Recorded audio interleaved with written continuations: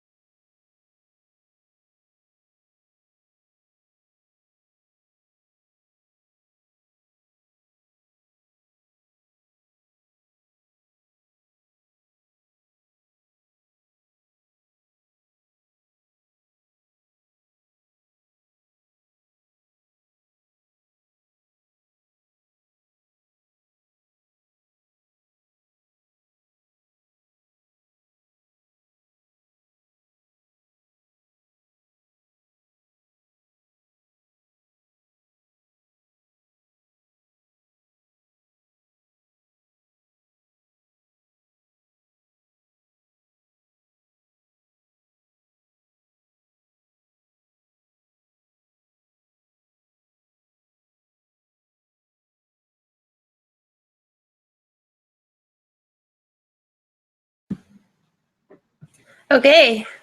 Hi, everyone. Thanks for joining us today. My name's Katie. I'm Callie. And we're going to talk today about, I'm just going to adjust this camera so everyone can see us, talk about crop planning for school farms. So we have one other person that we work with. His name is Orlando, and he went to a school site today to talk about a new garden project for a meeting, and he got a little caught up. So he might join us halfway through, which will be a real treat because he's great. So what we want to do today, I think we're good, is go over all, first of all, how school grown works, but then also how we decide what to grow and all the different ways. Look who's here. Hi. That's great. So we have 3 people here today. And we're really excited.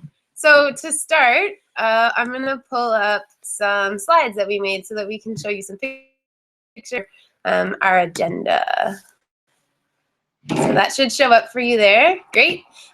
So without further ado, welcome to Crop Planning at School Grown. The plan for today is it's nice to spend some time with you over the internet. We'll go over the agenda for the session, and then we'll also do some introductions of who we are. So Callie, do you want to go over the agenda? Sure. So our agenda today is intro to school growing and how our program works, crop planning, school grown field map, school grown crop plan, and at the end we will have questions and answers with me, Katie, and Orlando. Yes, and on that note, you can ask a question whenever you want, actually. So if you are using Google+, there's a Q&A button that you can use, and your question will be sent to us, and we're happy to take questions like while we're talking. You don't have to wait till the end. You can also, if that's for you, or if you are not using Google+ and you're just streaming it, you can email a question to Sufyan. He's watching his email, and then he'll post the question to us. Or you can also tweet a question at FoodShareTO, and that will go to us. And then we also wanted to make sure everyone knew that the session's being recorded, and it will go up on YouTube like almost 10 minutes after it goes up right away. So if you have to leave at any point in time, or if you miss something and you want to follow up, it's all going to be online. So take it away. So usually when we work together, if we were doing this workshop in person, we would do an icebreaker.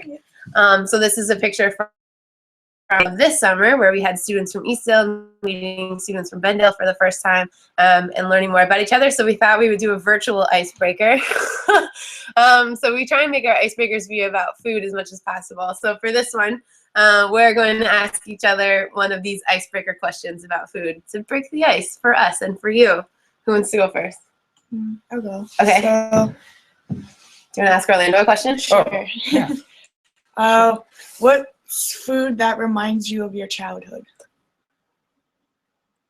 Oh, wow. Thank you for the question. So I think so the most food will remind me is eating rice and beans with homemade cheese. Mm-hmm. Yeah.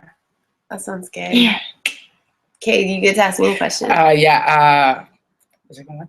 What food will you make for someone on your first date, Katie? Oh my gosh, on a first date, I feel like I'm really hungry right now, and I just want pizza, and so my answer is pizza. But I don't know if that's like necessarily first date food, but it's good food. I would like pizza on a first date. Got it. Okay, Callie. What's your favorite restaurant right now, and why?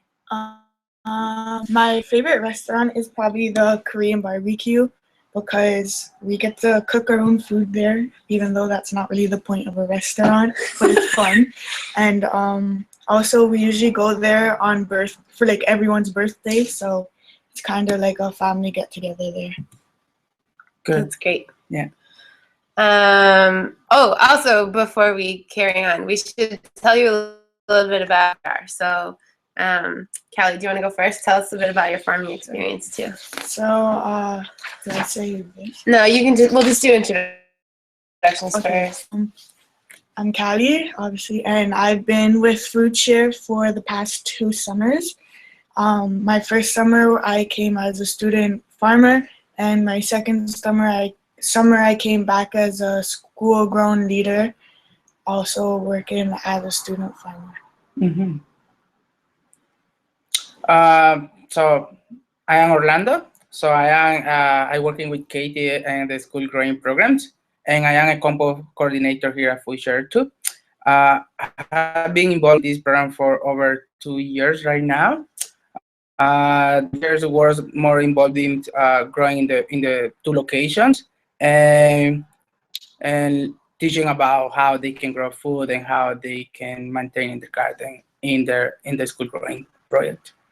And you grew up on a farm. Yeah, I grew on the farms, and so I a little bit about me. So I'm from Nicaragua, and I grew in the farm with my family, and I had a little bit of experience. I went to university in Nicaragua, learning a little bit about agronomies and all that kind of stuff there. Well, you have an agronomy degree, so you know more than a little bit. It's a little bit. Every day is the experience learning in different programs and different plants. Yeah. It's other kind of environment here to growing food in Canada than Nicaragua or tropical weather. Definitely. Yeah.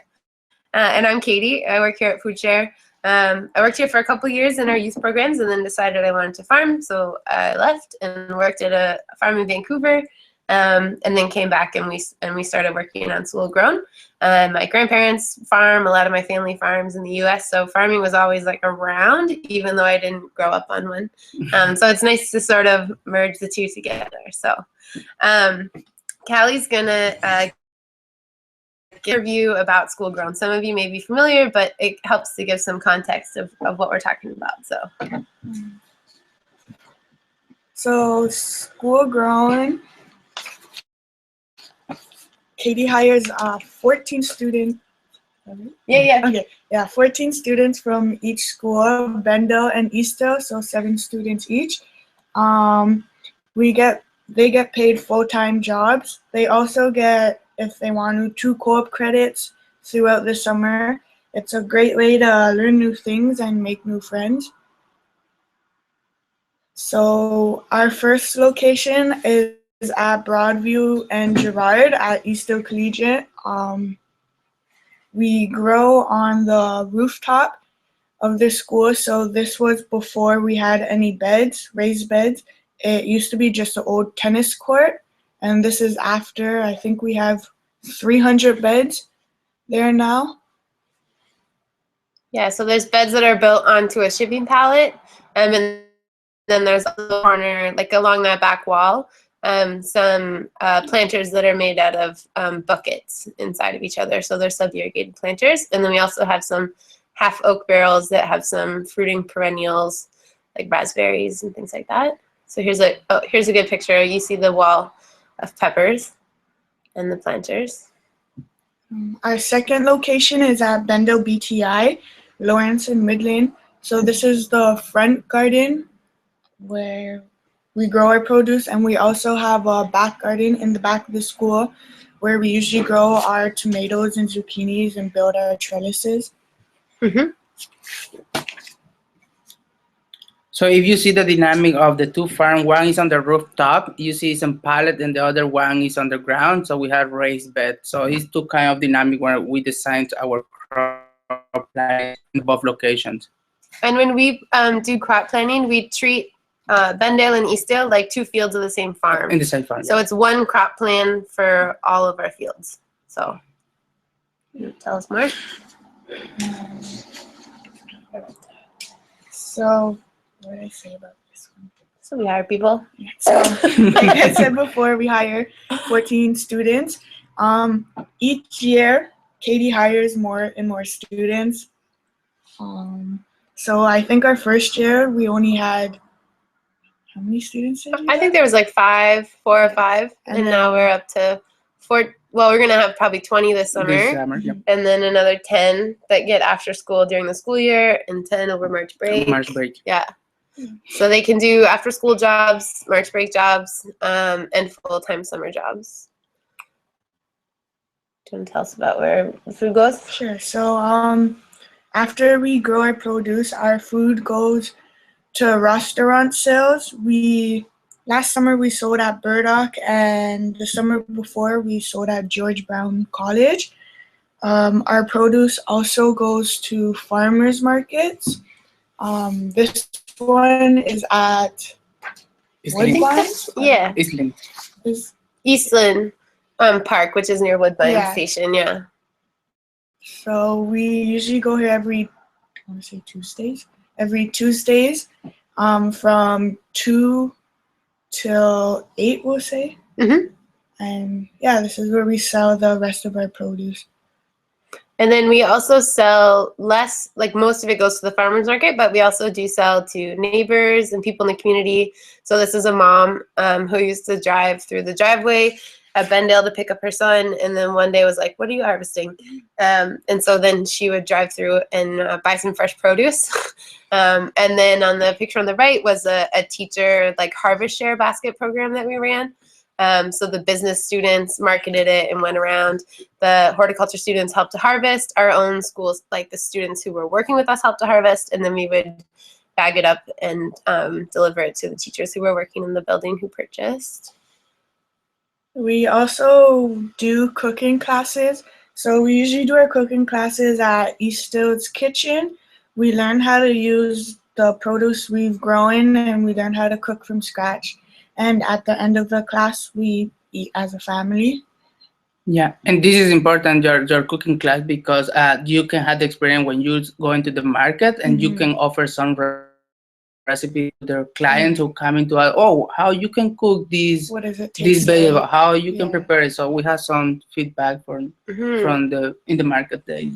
I would say this, we're better at the farmers market once the students start eating the food more often, because they feel more confident saying this is what this tastes like. Even if they don't like it, they can still describe how you might cook it and describe the flavors and stuff, which helps to convince someone to purchase your produce. Yeah. So we also go on field trips, and we do food justice workshops. So some of the places we went was... Oh, we went to, in this picture, we're at Fresh City Farms. Yeah, that's in the West End. Yeah. So we came here and we helped them weed and stuff just because their farm's a lot bigger than ours, actually. So it's always nice to give them the extra help and volunteer whenever we can. And like I said before, the food justice workshops, it's good to know what's going on in your community and the problems a lot of communities have with food and getting access to food. So, yeah. Good. So Callie put together a few points about what she learned working with us for the past couple of years, and probably again this year too. Yeah, so when I first started, I knew absolutely nothing. Food share or growing or farming, but throughout the summers, when I started, I didn't know nothing about growing or harvesting or washing or how to take care of any of the vegetables. But now that I've been working there for 2 summers, I've learned how to do almost everything I need to know to prepare again. Cool. So just a reminder, if you have questions, you can use the Q&A function, or you can email your questions to Sufyan and they'll get to us and we can answer them. We're happy to answer them as we go along. So why is it important to have a crop plan? So this gives you a snapshot and how it's grown and how it's changed over the years. So if you look at that 2012 number, that was when we had a garden at Bendale. We didn't take the produce to the farmer's market. We had like a loose plan, you know, but there wasn't a lot of proactive, like the plan was kind of last minute. And so there was no investment in really coming up with a really well thought out crop plan. So in 2012, the garden at Bendale sold $1,300, which is pretty good for a school garden. They employed 4 students, and that translated into about $12,000 being paid out to students, and they grew about 500 pounds of food, which for a school garden is pretty incredible. Yeah. We think that's great. But we also wanted to run the farm more like a business, and we realized that if we had a more intentional crop plan and well thought out crop plan, and really worked on some of our markets, we could not only grow a lot more food, but we could generate some revenue, and that revenue would help cover the operating costs of the farm.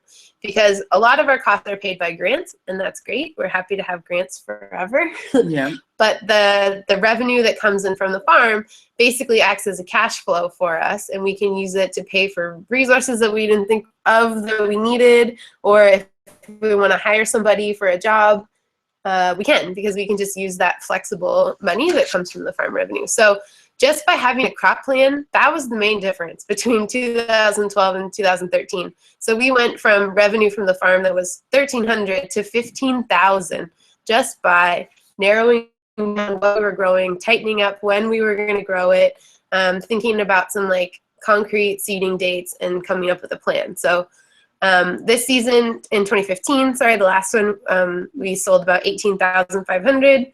Every year we're always better. But what it means is that we've been able to generate enough revenue that at the end of the month, at the end of the season, we're not in debt. Yeah. And we have some money in our bank account that we can use to pay for next season's seeds or whatever the needs are early in the season when we're waiting on grants or things like that. So the main shift between 2012 and 2013 was having a crop plan and hiring more people to support that crop plan. And the other important thing, if you had a crop planning, is thinking about how you can organize all your garden beds and how many plants you're going to have or establish in each bed, and then you can decide when it's going to be to transfer to other locations. So you can have a little bit of crop rotation, we say, but practically we don't do it as a big ones. And then you can planning or looking ahead how it's going to look like in the future when it's time to harvest, when it's time to plantings, or for example, we need to add some kind of organic matter in that bed. So that's going to give you some idea too. So yeah. We have a question, which is, could you recommend some online resources for crop planning in case they're not mentioned during the workshop? So we'll just mention them now. Yeah. One of my favorites is Roxbury Farm, which I believe is in New York, but they have a whole section on their website that's called like Information for Farmers, and they have a full 100-person CSA, all of their planning materials available for you to read through and look at, which is super useful, because I remember when I first started out, a lot of farms weren't so interested in sharing their materials, and we're trying to change that. And there's a great amount of farmers now who are also trying to change that want people to know the lessons. And I think for books too, like The Market Gardener by Jean-Martin Fortier, and also the Canadian Organic Growers Crop Planning book is really good. And it also has some spreadsheets that you can get online. Yeah, in the same, you go to the Johnny Seed website, they can have some spreadsheet where you can look in for some, how many seeds you need for your area or something like that. Yeah, like using the websites from the seed companies. Yeah, the seed company, Yeah, they have lots of do a info. lot of that stuff. Yeah, hopefully that answers your question. And in the end of this presentation, we're going to offer a sheet where you can go and play around how you're going to create your crop planning in your own location, in your own school, or in your own garden. Yeah, absolutely. So we wanted to go over like what are the high level big questions that you want to ask yourself before you sit down to do the details. These are the questions that we're going to go over. What are you growing your crops for? Where are they going to go? What are your labor constraints? What are your space limitations? And what do you really, really like? And all of these are important questions that we will now talk more about. So question number one, like what are you growing it for? So which might sound like an obvious question, but it really makes a difference. Is the point of what you're growing because you need to generate as much revenue as possible? Are you growing those things because you just want to grow as much food as possible, so you're focused on yield, but you don't care so much about revenue? If it's a school farm, is the main goal maximum student engagement? Your goal could be any one of those things. It probably is a mix of some of those things, but deciding where your focus is before you start your crop plan is going to help you make a crop plan that better meets your goals, because there's so many decisions when you go to make a crop plan that you need to know what are you working towards so that you can kind of eliminate things or pick things. Yeah. So for that question of, let's say you ask yourself, what are you growing this for? If your answer is the most amount of revenue that you can, then what you're probably going to do is focus on high value crops. And that means that the price point is high relative to the time that it takes in the field. So the dates to maturity or the labor that's involved. So for example, radishes take 28 days and are $3 a bunch. So that is a quick, high value crop. You could grow those multiple times in a season and make $3 often. Yeah. But at the same time, garlic, although it's very slow, is low labor. So you could say it's high value because all you need to do is plant it in our region in the fall, weed it once, twice maximum. Yeah. Never water it, harvest it once, maybe you cut the scapes once. So as far as it goes, it's pretty low labor. You could turn your attention to something else and have garlic make you some money. So the idea of like, what does high value mean? It's the price point in relation to either the time or the labor.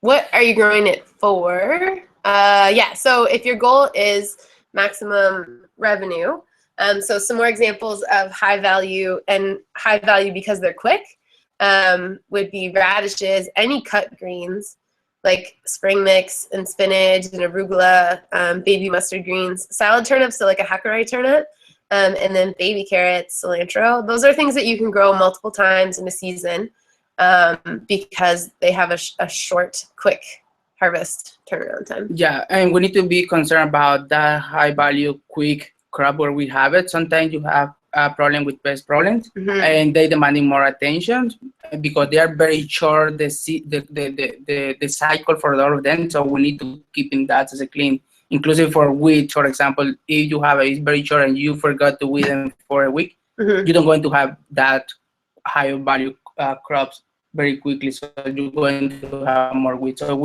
when we working with labor and maybe low labor, so some of the crop, for example, you have tomato, you have some wheat, that's fine. The tomato can continue to grow, but when you have some greens, each wheat is a little bit of competition and space, so that is important to keep in mind. Some other examples of high value crops because they're not quick, but they're low labor, garlic, any shallot or like bulbing onion, potatoes, if you can get someone to pay an organic price for them, which we usually can. Fennel, like bulb fennel, and then chard and kale just because they'll just keep going. Yeah. So you get relatively high returns. There are also things that have a high price point and high. That's where, like as Orlando said, you need to make sure you can stay on top of weeding and Yeah. stay on top of pest pressure, and you have to have the labor to support that. And those would be things like cherry tomatoes and peas that you want to harvest every day. Because once peas get tough, they're no good. Yeah. Callie doesn't like it. And remember, peas, you need to play with the peas. They don't like the heat, so you need to planning around maybe the early spring, so in spring, then in fall time. So try to avoid it to planting in summertime. Yeah. If your answer for what are we growing this for is maximum yield, so maybe the revenue is not a lot of food, then you might choose things like kale and chard and collards, but just keep going. Potatoes, summer squash will pump out fruit every day. Yeah. Winter's bush beans and determinate tomatoes. So those are tomatoes that fruit all at once. So you'll get your harvest like over the course of 2 or 3 weeks, maybe even 1 week, and then the plant dies. Indeterminate tomatoes are the vining tomatoes that will go until there's frost or until there's a lot of disease. Yeah. So you'll get tomatoes all year long. But if what you want is just a lot of food at one time, then you might choose determinate tomatoes because you don't have to trellis them. They don't take as much work. You don't have to worry about pruning them. And you'll just get all your tomatoes at one time. So that's like a sauce tomato. So you can see how like what's your goal helps you pick what variety, right? Is your goal generating revenue or growing a lot of food, or a balance of both?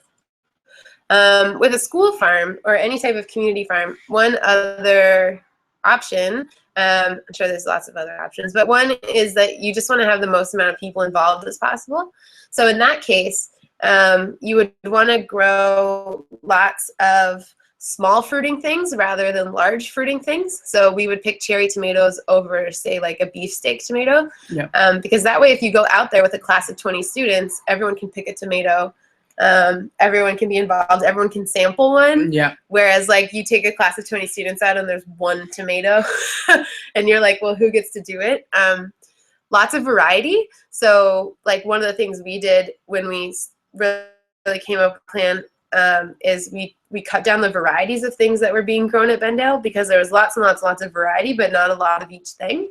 But if your goals are engagement and education, you might want to focus on having more varieties because that's more of a learning opportunity. Yeah. And you might also want to consider having lots of labor-intensive crops because you have a lot of people to do whatever it is that you're doing. If you have a class that's coming out every single day of 30 students, then you probably can pick peas every day. Yeah. Or do, oh, sorry, I think that was the window. Cut and wash and spin and bag salad greens. So sometimes those high value crops are also great for engagement because you just have a lot of stuff and people. So in this picture, like we have like 13 people that day working on prepping some seed beds. So often in a school setting, you have the issue of more people than work. So it's good to keep that into account when you're coming up on what crops you're going to grow. So your next, where's your food going to go? Where's your crop going? That's a picture of our farmer's market in maybe July with some of our students from last year. That was like a prize-winning cabbage. That cabbage weighed like 7 pounds. Yeah. Yeah. Okay, so one place that your food might be going, weekly farmer's market. So in that case, the thing that's going to shape your crop plan is that you need something to bring to market every week. So that, again, might be that you choose indeterminate varieties over determinate varieties because you'd rather have some harvest every week rather than lots of harvest 1 week. You might stagger your planting dates so that you don't seed all your spinach at once. You seed one bed and you wait 2 weeks and you seed the next bed so that you have sort of a steady supply of greens.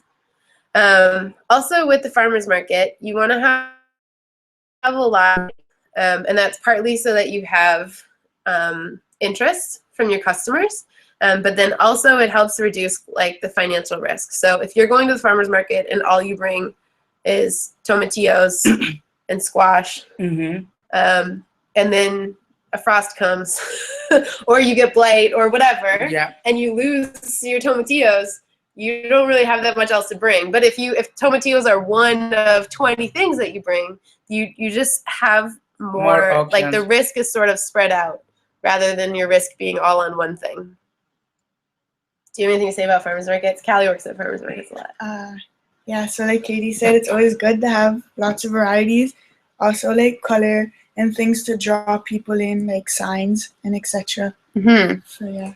And you'll notice like in our picture, there's lots of like purple and pink and like golden beets, and even the onions are purple onions. And partly it's to get people to stop and look. And they're beautiful radishes, they've never seen those before. And they might not even buy the radishes. They might buy the thing that they're more familiar with. But it has them sort of stop and ask questions. And then you can kind of convince them to buy it with samples. If it's going to go to a CSA, so community supported agriculture, the idea that a consumer buys a share of the harvest, and usually they pay up front, and then every week or so, maybe it's every other week, they get a share of the harvest, so a bag of whatever is available. So in this picture, this was, we ran a teacher CSA. This is the CSA that Emmy was handing out from all food grown at Bendale. So there's apples, Swiss chard, tomatoes, radishes, peppers, and spinach. Yeah, we're thinking for the CSA between 5 to 7 different crops on the basket where we're going to offer. For example, if you notice on in the picture on the basket is on apples. So in the school is an apple tree, and then we harvest and we put it out in the CSA. So depending where you have a kind of fruit or plant or fruit tree, so you can add it in their CSA. And I think part of what you probably need to have something that you can give every week. Every week, yeah. So that again shapes your planting dates and your harvest dates, and you're probably going to end up staggering things so that you don't have gaps, because people have given you money and you've probably spent that money already. But part of it too is how you frame the CSA. So some CSAs are, you give us $500, we give you a share of the harvest every week, and you get what we have available. But I've also seen CSAs where it's very consumer oriented, where people they get a lot of selection and they get a lot of choice and they pick what they want. So if you're going to go that route, then you need to make sure that you have all of that selection and you have all that choice. So just make sure you're thinking ahead of how you're marketing the CSA. But the big idea there is that you got to make sure you have something every week that you can give. Restaurants, your food might be going to restaurants. So in this case, in our experience, restaurants usually want to have a reliable something because they want to put it on their menu and maybe be able to keep it on their menu for 2 weeks or for the season. So for example, we have one restaurant that buys 10 pounds of greens every week. And so that's great for us. That's $100. They're pretty flexible. What if it's like salad mix, or sometimes we mix in like spinach or arugula. But if we don't have 10 pounds, we have to be able to communicate. But it means that you also have to have enough of something to be able to supply them regularly. So that usually means growing fewer varieties in total, but growing more of each thing that you do grow, so that you can supply. Talk to the restaurants that you're interested in selling to. We know of some schools that sell to just one restaurant, and this year they just asked them, like, what do you want? And they chose the beans that that restaurant wanted, and they chose the tomato varieties that that restaurant wanted. I would also say be conservative with what you promise a restaurant, and then over-deliver rather than promise that you'll give them, 20 pounds of tomatoes every week, and then you don't have it, and then they're frustrated. So, but if you know that restaurants are going to be a way that you're going to go, then you can talk to the restaurants about what it is that they actually want to have on their plate. The other place that it goes is that, or that it goes into the cafeteria or gets eaten at the school. So this is a picture of the lunch at Eastdale. Is that- So that has some peppers and carrots. There were some green onions also that came from the roof that day that we brought down. So if you're not too concerned about having a weekly supply of something or a regular schedule, it might mean that it's okay to have lots of food ready all at once. So again, like determinate tomatoes or winter squash or garlic that you just harvest at once. And this impacts your seeding and harvest dates because you may not have to stagger, which is easier for picking planting dates.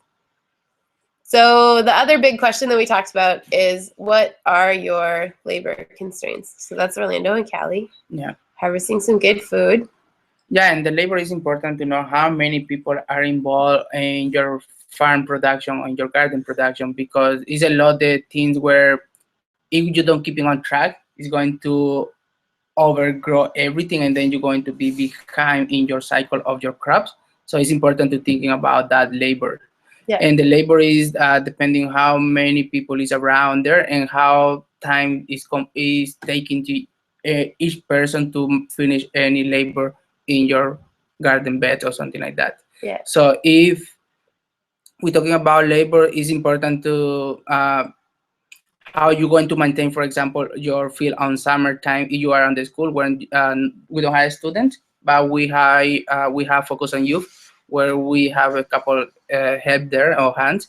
But it's important if you not consider, for example, you don't have too much labor, so it's important to see some crop where they don't demand too much labor. For example, we have winter squash, onion, leeks, potato. We talk a little bit there too. Or for example, if you have the short season crop in the spring, it's important to have how many people is going to be, because on the other hand, is maybe you have 20 people around and you don't have too much labor for all of them. What we're going to do in the end of the day. Some labor, for example, you're doing harvesting and especially green salad greens, taking a lot of the labor and step because first you need to go and double check the garden bed, noise a lot of weeds, cutting all your greens, and then you need to have a washing station and then packing. So it's almost 4 or 5 steps before to go into the market or to the restaurant or to the kitchen. Mm-hmm. So if you don't have help over the summer, then you might want to consider a crop plan where you're only doing low labor crops and that's it. You plant some winter squash in June, you come back in September. Yeah.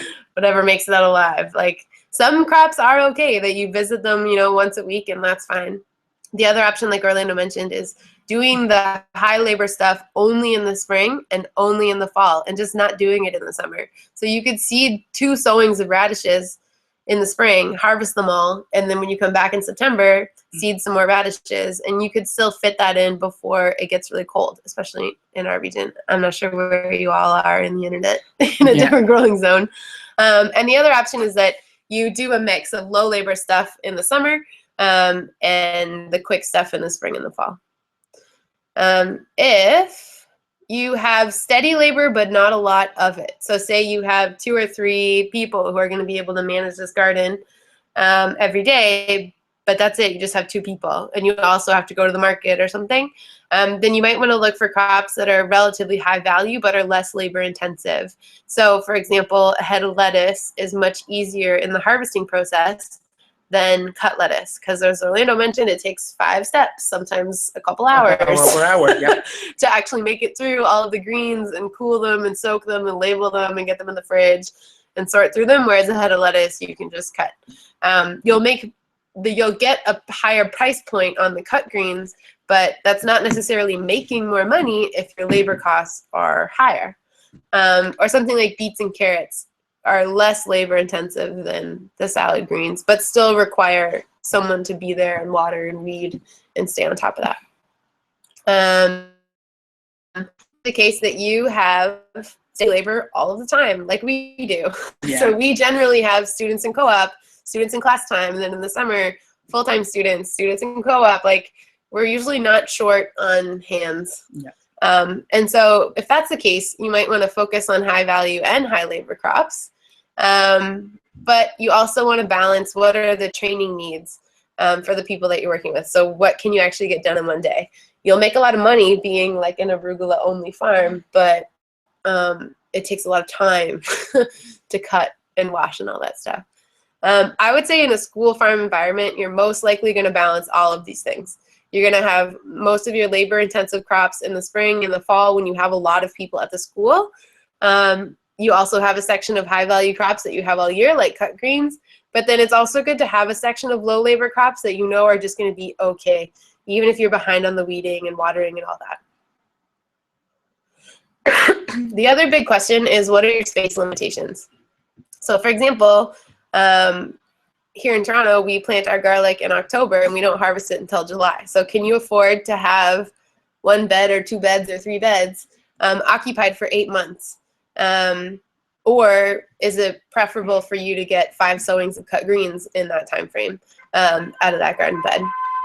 Can you have a 1/4 acre planted in winter squash, or is your whole farm a 1/4 acre? Yep. And you really need to hone in and prioritize certain crops. Can you start to double up? So doing trellised peas with spinach below it, or trellised melons going up with cut salad greens below it. And you might also want to start thinking about how to grow vertically or to engage students in coming up with cool designs if you're limited in space. So some examples of that would be at Bendale, we have aquaponics in the horticulture classroom. So here they grow herbs up in those flat beds and fish in the tanks. And so it's a system that they can maintain. Or here's an example of the farm I worked at in Vancouver where we had vertical planters. So those are PVC pipes that we stood up and strapped them to the beds and put holes in them and filled it with soil and grow our strawberry. Space is important. Other limitations that you want to make sure you're aware of when you're picking crops is access to water and irrigation. If you don't have good access to water or regular access in the summer, then you want to make sure that you're only growing crops that don't need a lot of water and you're doing a lot of mulching.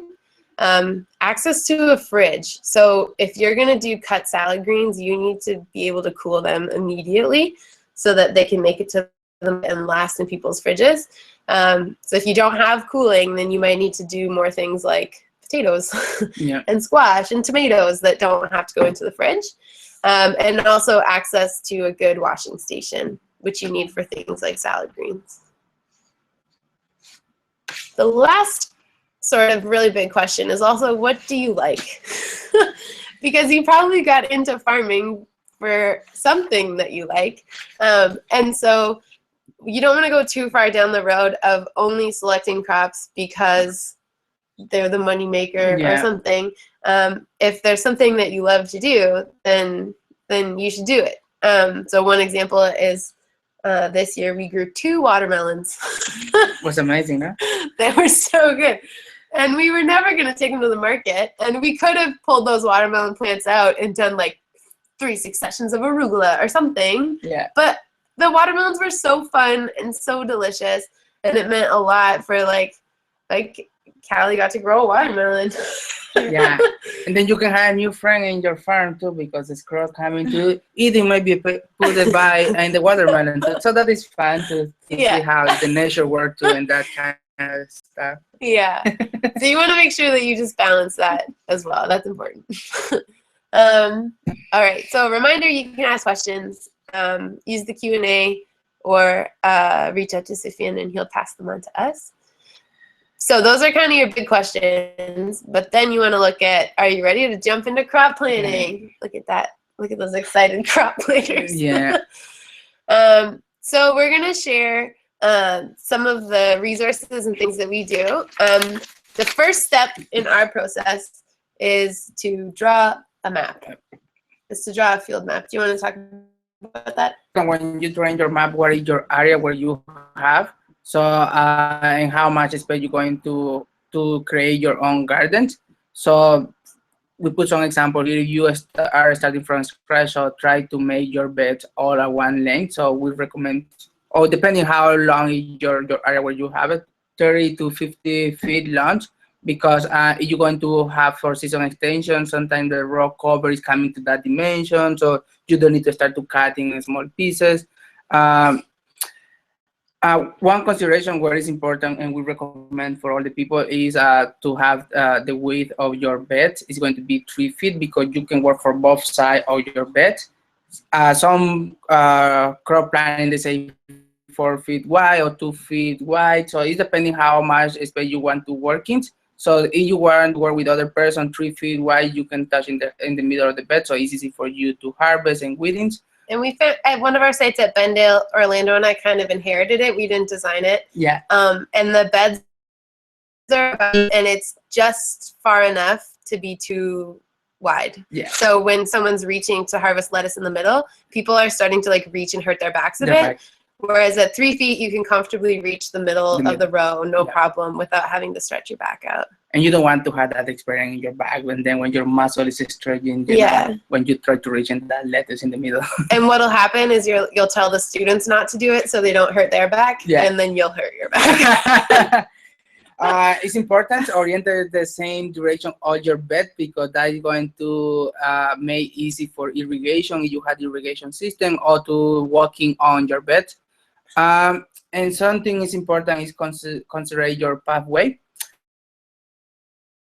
We say it's smaller, is good for, depending on how your production, you want to grow more, so to have your pathway smaller, but you need to think about the accessibility for, and then we recommend around 4 feet wide. Something like that, depending for the access, people in the wheelchair or something like that. Yeah, and the other thing is for like if you have a harvest cart or a wheelbarrow or like we've also worked in places where the pathways are so narrow that it's actually hard to get a wheelbarrow down, and so then you're on your wheelbarrow making a pile, shoveling things, like, so think about the usability. Also the set crop planning, when you need to start to calculate how many, like for example, you're going to grow arugula, you're going to grow 3 beds of arugula, you're going to plant it 5 times over the season. So how much seed do you need? That's way easier to calculate when your beds are all one length. You'll see our beds are kind of like 20 feet, 30 feet, 40 feet. We inherited them. So it's an extra step in our crop plan to say, like, we're going to grow radishes in this bed and this bed. Well, this one's 20, this one's 40. So you have to make a new formula, which is just, you know, it's possible, but it's extra work.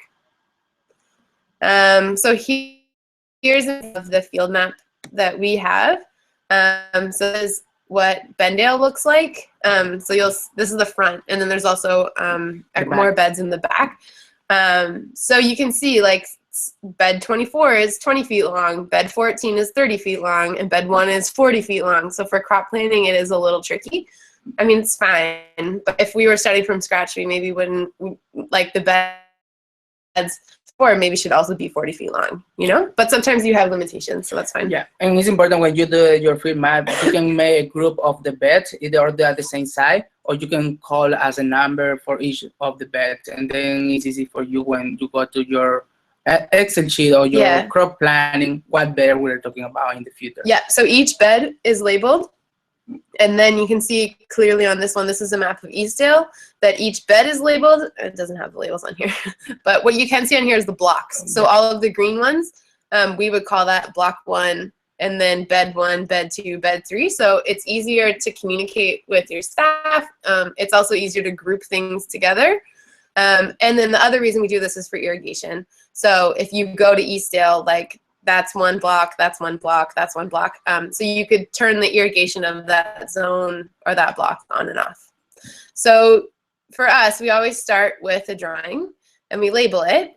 And then what we do is, it's confusing because we also call this the field map. We should call it something else, but this is what we're talking about when we talk about a field map. So it's an Excel file. And I think what I can do is, stop screen sharing and instead, hey, share with you the actual, here we go, Excel file. Let's see. Yeah, so this is an Excel file that we use for crop planning, and that it's one that we are going to put up on our website. So that you can also use it yourself. So it has an intro sheet, which just explains how we use it, what's the legend, what's the purpose, all of that kind of thing. And then it has this blank one is kind of what we showed you in the past slide. So if you can picture that overhead image of Bendale, where all the beds were 1, 2, 3, right? 1, 2, 3, 4, 5. All of those beds were the 20-foot beds. So we made those one block just for organizing. So what we would say is picture that each one of these is an overhead view of a bed. And then over here, what we're doing is mapping out time. Yeah. We're mapping time and space at the same time. At the same time. So what we would do is take our bed and say salad greens. So maybe we'll start with arugula. Mm-hmm. So Orlando, when's the earliest you would plant out arugula? I would say in the last week of April. Okay, so up here, what we did, this 1, 2, 3, 4, 1, 2, 3, 4, 5, that's just the week. Sorry. Good afternoon, food share. Sorry for the delay on the call of lunch, but it is now lunchtime. Thank you. It's lunchtime at food share, sorry. So what we would do is say we're in bed 1, arugula. We're gonna put the variety. What variety? Just Astro or something? Sure. It's 20 feet long. We're gonna direct seed it. So we're gonna put it in the ground in the 5th week of April. Yeah. So that's your direct seed, right? DS. Then how long does it take? Like 21 days? 21 days. Maybe a little different if it's colder weather or something. Yeah. But if it takes 21 days to harvest, that's about 3 weeks. Yeah. So 1, 2, 3, we'll probably get our first harvest Yeah. in the 3rd week of May. And then we'll probably be able to cut it again, maybe even 3 times. 3 times. Because sometimes we cut only half of it and then another half of it. Yeah. So then what we can do is highlight, or we kind of shade in when something is occupying a bed. So that tells us that there's arugula in bed 1 during that time. And our first harvest is going to be May 3rd. So let's say our next crop is also going to be a salad green. Yeah. So, I don't know, spinach. Mm-hmm. And we're going to grow Thai spinach. I don't know. What spinach is probably more like 28 or something. 30 days. 30 days? Okay. So what we have now is an option. I can say to myself, on the day that I'm seeding arugula, I'm probably going to be able to prep 3 or 4 beds, right? Yeah, that's correct. So I'm going to also do spinach on that day. Probably actually not ready until here, and probably get 1 more harvest. I don't know why that's bold, but and shade it in. Yeah, depending on what kind of weather are you growing. Yeah, you know. It's all kind of rough. Yeah. So now let's say the most I can do in that one day is prep these 2 beds, because I have to take off, I have to add compost, I have to weed up, till, whatever. Radishes, So, we can say. The crop. Yeah. Radishes. Easter eggs. What, 30 days? 28 days? 28 days. We're planting in the same day. Plant it all on the same day, probably ready here. And then we don't actually want to let them get old. So now, let's say I want to do more arugula. It's going to be Astro. Again, 21 days. If I seed it here, I'm just going to have the same harvest date. Yeah. But if I seed it, then I have 1, 2, 3. There might be some crossover between this one and this one, but this might be done by then, or this might not be ready by then. And now I have, whoops, arugula for the next couple weeks. So I'm staggering when I'm going to grow it. So this lets you kind of play around. What this also shows me is if I keep going and say this next one's going to be arugula here, for example, what this shows me is that I have a big gap here. And maybe what I could do in here is a sowing of lettuce or radishes. So Yeah. you start to say, when can you actually get things out? So eventually what you have is this, which shows you your full, we kind of kept all the greens together with some radishes. We found that for pests, we like to split up things like radishes so that you're not just like radish, because you'll just get flea beetle. T stands for transplant. H is harvest. PO is pull out. So we're planning on putting peas and onions in here as a spring crop and then putting in a late crop of kale. But in order to get the kale, we know that if we want to get the kale big enough before a frost that it's worth it, we need to put it in the second week of July. So that's like a hard transplant date. So this is a hard pull out these peas date, whether they're ready or not. For us, it's more important to get the kale transplanted. Whereas up here, it's just like, maybe this is a good example. Like whenever that's harvested, that's okay. Yeah.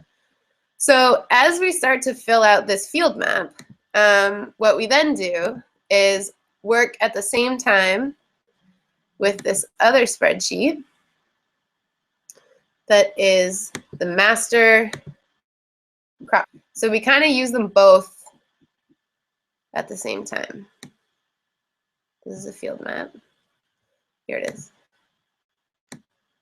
Okay, so we were in our field map, we said we were going to grow arugula. So then we would come over here to our master crop plan. There's one sheet at the bottom where it says master, and what we do is do all of our work in that sheet. So I'm going to say the site is Bendale, the crop is arugula, the variety was an organic arugula. Yeah. And then what I'm going to do is work in this section that's all about how much, how much seed, etc. I need. So I would come over here, I'm just going to make it a little wider so that you can see to that line.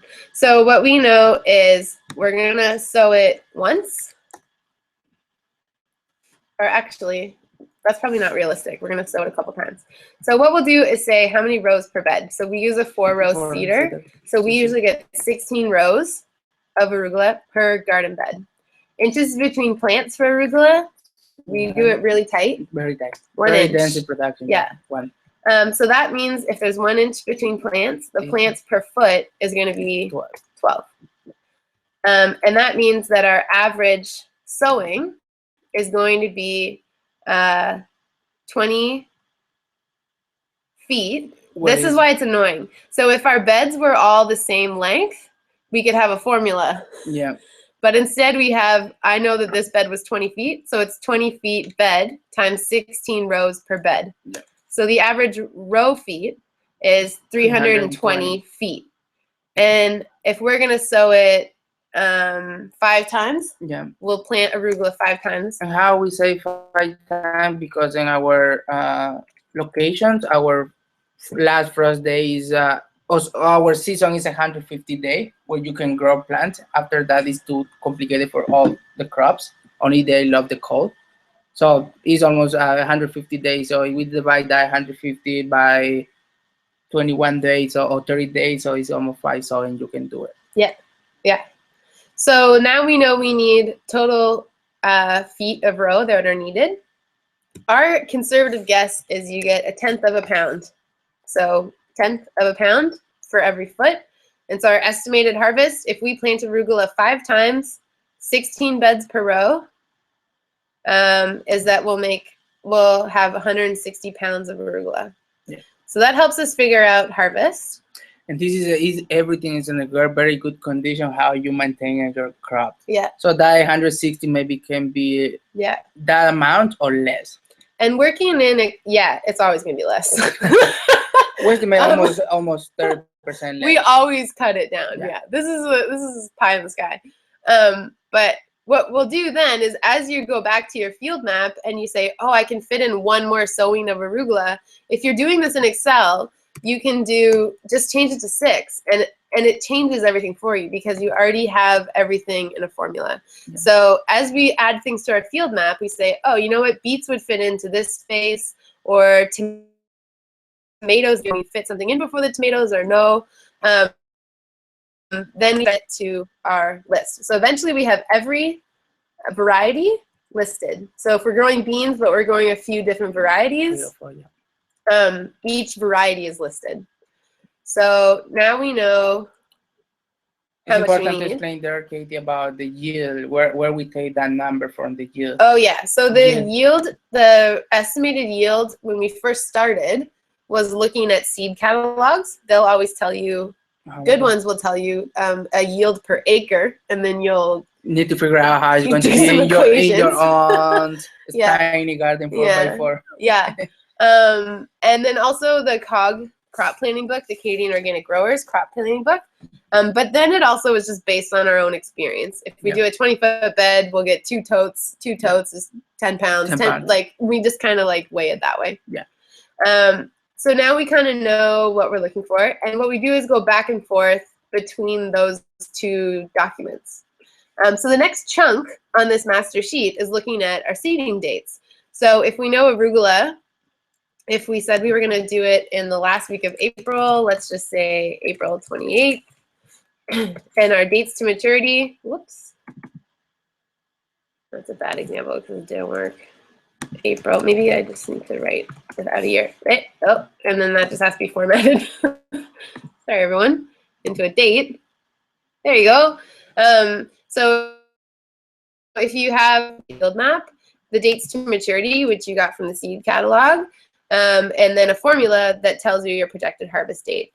That also works backwards. So if we have our date for transplanting, so we know we want the kale to go out May 4th. If I put in 35, we can do a formula that says when you actually need to seed it in the greenhouse. Yeah. And the reason that we work as a master sheet is that what you can do once you start to have all this information in one sheet is copy the sheet. And then what you do, let's use this one as an example.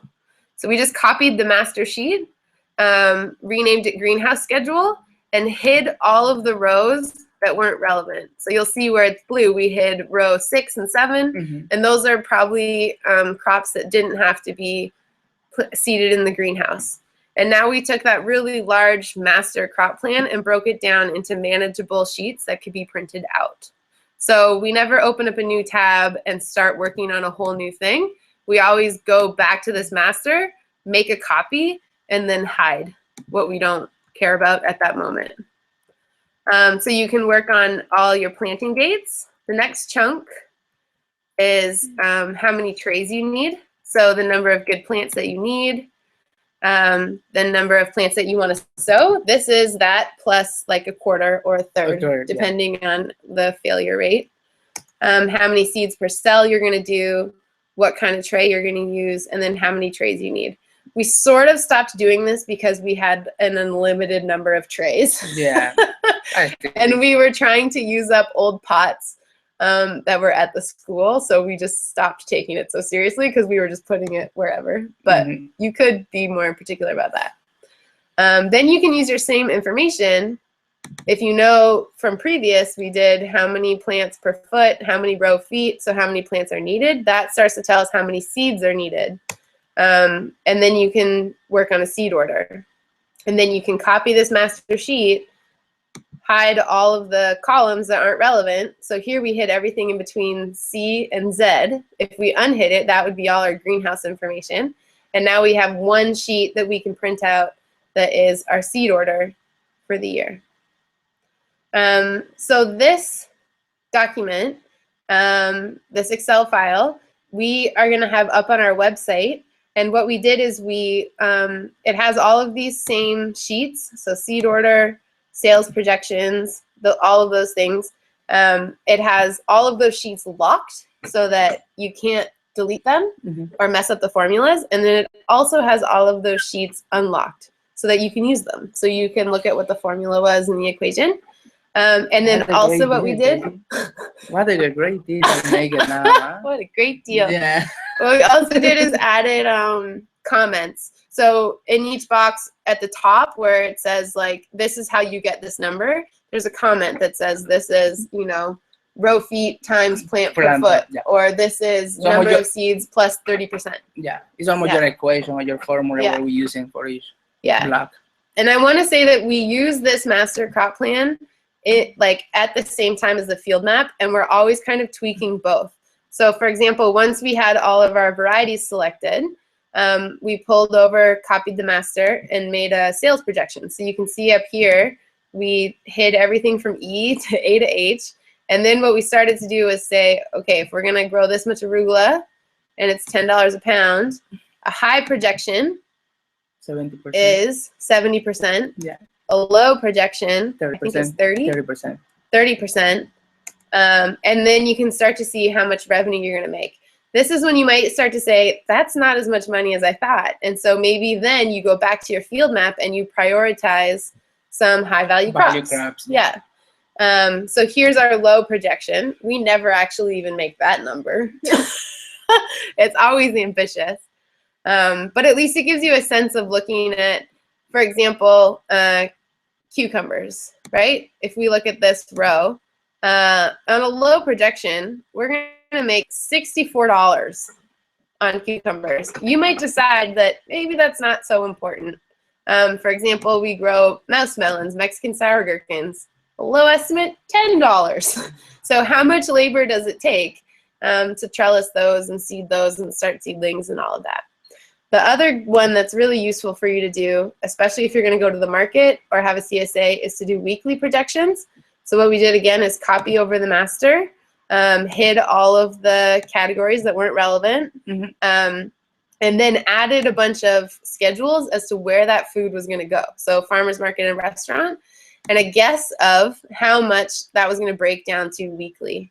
And this helps you figure out a cash flow. So down here, these were our targets for last year. In June last year, we sold like 5,500.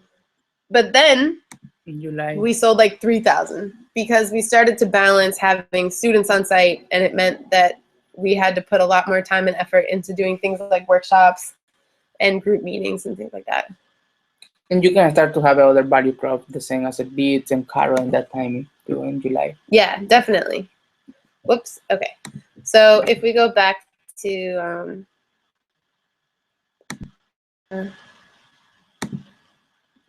our slides, yeah. Then you can see, so on our website, we'll have the field map, which has instructions, and it's locked and unlocked, so you can use it. We'll also have our full master crop plan with instructions and then locked and unlocked. It also has contact information, and it also, we listed a few resources. And the other thing that we'll add is this harvest guide that our students wrote based on their experience working with these crops. So it's a PDF listed by similar crops, treat the same way, how to harvest it, how to wash it, and how to store it. So that will also be online. So that's basically all that we have to say about crop planning. Yeah.